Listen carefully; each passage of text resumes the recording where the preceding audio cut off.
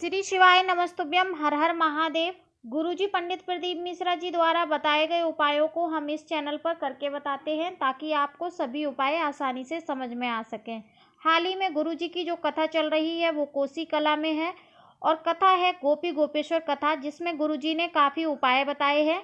भोले बाबा के अगर आप उपाय कार्तिक माह में शनिवार, सोमवार, प्रदोष या हर रोज भी करते हैं तो आपके जो भी आपकी समस्या है उसको भोले बाबा हर लेते हैं। तो चलिए बढ़ते हैं अपने पहले विशेष उपाय की तरफ।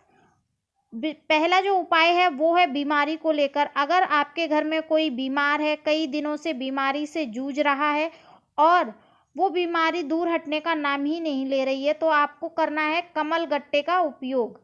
कमल गट्टे का जो उपाय है वो करना है, एक तांबे का लोटा लेना है और तांबे के लोटे में आपको डालना है 10 बूंद इत्र और उसमें एक कमलगट्टा डालना है।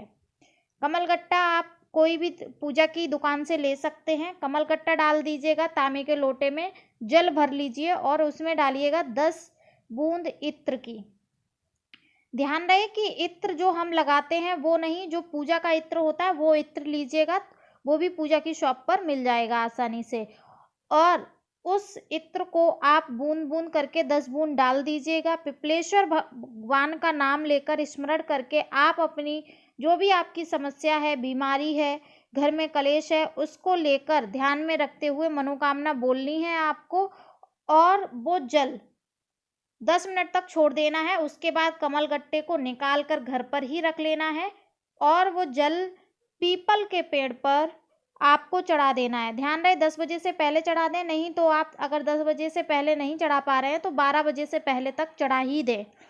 तो ये पिपलेश्वर भगवान का नाम लेकर, स्मरण लेकर आप जो भी व्यक्ति बीमार है उससे करवा दीजिए। और अगर वो नहीं, सामर्थ्य नहीं है उसकी सामर्थ्यता, तो आप खुद जाकर उसका नाम और गोत्र बोलकर पिपलेश्वर भगवान की स्मरण करके आप वो जल चढ़ा दीजिएगा। हो सके तो आप दीपक भी जला सकते हैं और अगर दीपक नहीं हो रहा है तो आप सिर्फ और सिर्फ परिक्रमा करते हैं तो भी आपकी जो भी समस्या है, बीमारी है, जो भी कष्ट है, वो भोले बाबा पिपलेश्वर महादेव आपकी समस्या का निदान करेंगे। शनिवार के दिन करना है। कार्तिक माह के उपाय है। कार्तिक माह में जितने शनिवार पड़ रहे हैं आप ये उपाय कर सकते हैं और अपनी बीमारी को दूर कर सकते हैं। तो बढ़ते हैं अपने दूसरे विशेष उपाय की तरफ। यहाँ पर हाल ही में जो कथा हुई थी नागपुर में, तो गुरुजी ने बताया था कि अगर कार्तिक माह में आप ये उपाय प्रत्येक सोमवार, प्रदोष, मासिक शिवरात्रि या हर रोज भी करते हैं तो आपको महादेव आपकी हर एक मनोकामना पूर्ण करते हैं। आपको क्या करना है, लेना है एक बेलपत्री और एक समीपत्र। बेलपत्र आपको चढ़ाना है माता अशोक सुंदरी के ऊपर और जो समीपत्र है वो चढ़ाना है हमारे भोलेनाथ के ऊपर। ध्यान रहे कि आपको जो बेलपत्र है उसकी डंडी करनी है महादेव की साइड में, जो अशोक सुंदरी और महादेव के बीच में जो खाली जगह होती है जहाँ पर 64 योगिनी वास करती है, उस साइड में हो डंडी बेलपत्री की।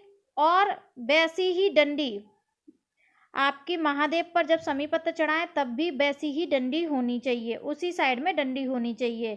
तो बढ़ते हैं अब हम अपने तीसरे महा उपाय की तरफ। गुरुजी ने बताया है कि शनिवार के दिन अगर धन संपदा कम है और आपके घर में पैसा टिकता नहीं है, पैसा आता है लेकिन 1 रुपये आता है और 1.25 रुपये खर्च होता है, तो आपको करना है आंवले के पेड़ के नीचे ये उपाय। ध्यान रहे लंबी बाती के 5 दीपक लगाने हैं, क्योंकि माता लक्ष्मी के लिए लगा रहे हैं तो लंबी बाती का प्रयोग करेंगे। शनिवार के दिन करेंगे और प्रदोष काल में करेंगे। शाम के समय ये उपाय करना है। लेना है पीली सरसों। अगर आपके यहाँ पीली सरसों के दाने हैं तो वो पीली सरसों के दाने लीजिएगा और वो हर एक दीपक में थोड़े थोड़े दाने डाल दीजिएगा। माता लक्ष्मी का स्मरण करके आप कार्तिक माह में ये कर सकते हैं उपाय, क्योंकि कार्तिक माह की जो उत्पत्ति हुई है वो राधा रानी ने की है। तो इस माह में भगवान विष्णु और लक्ष्मी मैया का ही पूजन किया जाता है। तो अगर आप आंवले के वृक्ष के नीचे प्रदोष काल में दीपक लगाते हैं, 5 दीपक पीली सरसों डालकर, तो आपके घर में धन, लक्ष्मी, संपदा सब कुछ दिन दुगनी रात चौगुनी बढ़ेगी और माता लक्ष्मी स्वयं नारायण के साथ आपके घर में विराजमान हो जाएंगी। तो ये उपाय ध्यान रहे कि शाम के समय ही करना है, मतलब प्रदोष काल में ही करना है। गुरुजी ने अपनी कथा में ऐसा बताया है कि अगर ये उपाय आप सच्चे मन से करते हैं तो माता लक्ष्मी आपको जरूर दर्शन देती हैं और आपके घर में स्वयं भगवान नारायण के साथ विराजमान हो जाती हैं।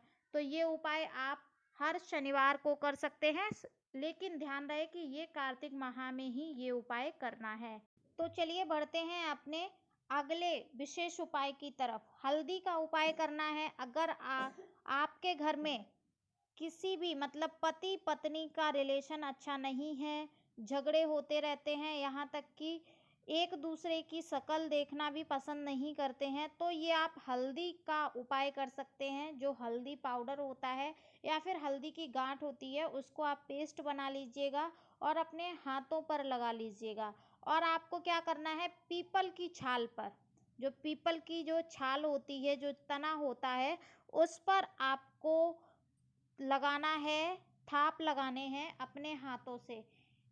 हल्दी का पेस्ट हाथ में लीजिएगा और ये उपाय करना है आपको 10 बजे से पहले। अगर आप 10 बजे से पहले कर सकते हैं तो आप कर लीजिएगा। और उसके बाद अगर आप दीपक लगाना चाहते हैं तो आप दीपक भी लगा दीजिएगा।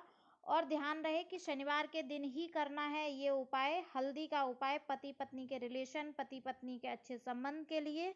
तो ये उपाय आप कर सकते हैं। कार्तिक माह का ही ये उपाय है और शनिवार के दिन का ही ये उपाय है। अगर आप दीपक नहीं लगा सकते तो सिर्फ परिक्रमा ही लगा लीजिएगा। तो चलिए बढ़ते हैं विशेष, जो हमारा कार्तिक माह का विशेष उपाय है वो ये एक और उपाय है। इसमें गुरुजी ने बताया है कि काले तिल और बेलपत्र के साथ, अगर आपके घर में कष्ट है, कलेश है, बहुत ज़्यादा तनाव होता है, लड़ाई झगड़े होते हैं, तो आपको लेने हैं थोड़े से काले तिल और 3 बेलपत्र और भोले बाबा के मंदिर में जाना है।